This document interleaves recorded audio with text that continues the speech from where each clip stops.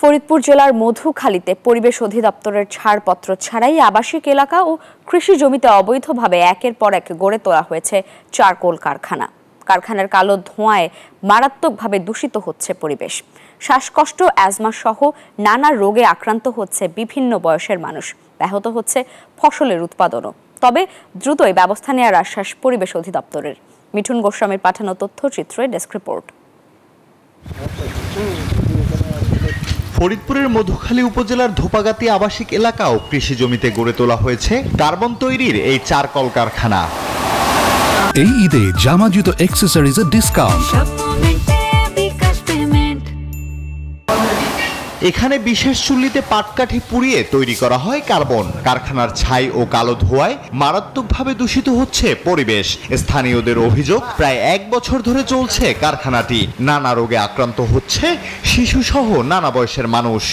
ধোঁয়া আসে বন্ধু গন্ধ রাত্রে আর দ্বিতীয় কথা হলো ওনাদের যে মেন যেটা সঙ্গটা দেয় সেই সঙ্গে তো অনেক সময় ধুমো ছাড়ে না, মানে বাইরে দিয়ে মুখ দিয়ে ধুমোটা আসে আর কি, দুর্গন্ধ ছড়ায়। তারপরে রাত্রেবেলা ঘুমাইতে একটু কষ্ট হয়। ধান মানগুলা ফসল অনেক ফসল টসলগুলো নষ্ট হয়ে যাচ্ছে, অনেকেরই ক্ষতি হয়ে যাচ্ছে। কৃষকরা কি করবে? কি ঠিক আছে, কালি টালি পড়ে যায়। এই কৃষি কর্মকর্তা বলছেন, কারখানার কালো ধোঁয়া ও ছাইয়ের কারণে ফসলের উৎপাদন ব্যাহত হতে পারে।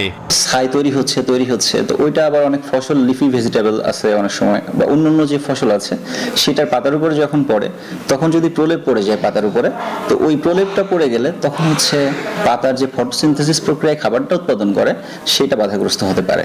পরিবেশ অধিদপ্তর বলছে, একটি কারখানা ছাড়পত্র দেয়া হলেও স্থানীয়দের অভিযোগের পরিপ্রেক্ষিতে নবায়ন স্থগিত করা হয়েছে। বাকিগুলোর বিরুদ্ধেও ব্যবস্থা নেওয়া হবে।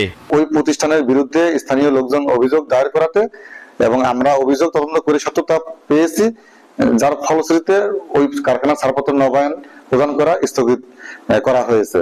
এবং অন্যান্য যেই চারকোল ফ্যাক্টরিগুলো রয়েছে সেইগুলো দূষণ যদি পাওয়া যায় আমরা সেগুলো বন্ধ করার জন্য পরবর্তী আইনগত ব্যবস্থা গ্রহণ করব। মধুখালী উপজেলায় 5টি চারকল কারখানা রয়েছে, যেখানে প্রতিদিন প্রায় 100 টন পাটকাঠি পোড়ানো হয়। দ্রুত এসব কারখানা বন্ধের দাবি স্থানীয়দের। আল হাদি খান, ডেস্ক রিপোর্ট, নিউজ 24।